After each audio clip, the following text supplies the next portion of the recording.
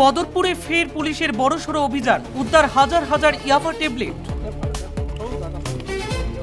Mission রোডে তল্লাশি চালাতেই বেরিয়ে এলো বিপুল পরিমাণে নিষিদ্ধ ইয়াবা। কয়েক লক্ষাধিক টাকার ইয়াবা সহ পুলিশের জালে দুই মাদক কারবারি। ঘটনাকে কেন্দ্র করে বদরপুর এলাকায় ব্যাপক চাঞ্চল্যের সৃষ্টি হয়েছে।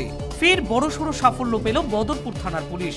জানা গিয়েছে বৃহস্পতিবার বিকেলে বদরপুর থানার অন্তর্গত বুন্দাশিল গ্রামের মিশন রোড এলাকায় গোপন তথ্যের ভিত্তিতে অভিযান চালায় পুলিশের একটি বিশেষ দল।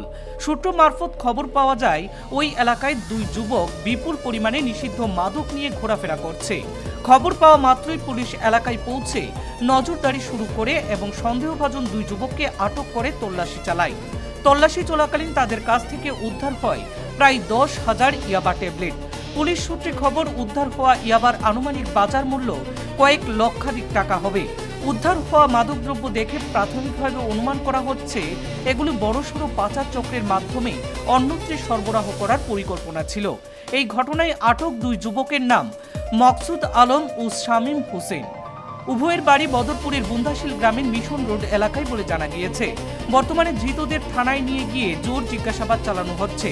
এই বিপুল পরিমাণে ইয়াবা কোথা থেকে আনা হয়েছিল, কার কাছ থেকে পৌঁছে দেওয়ার পরিকল্পনা ছিল এবং এই চক্রের সঙ্গে আর কারা জড়িত রয়েছে সেই সমস্ত দিক খতিয়ে দেখছে পুলিশ। পুলিশের প্রাথমিক অনুমান, এর পেছনে একটি বড়সড় আন্তঃরাজ্য মাদক পাচার চক্র সক্রিয় থাকতে পারে। ইতিমধ্যেই গোটা ঘটনার তদন্ত শুরু করা হয়েছে এবং আরও কয়েকজনের নাম সামনে আসতে পারে বলে সূত্রের খবর।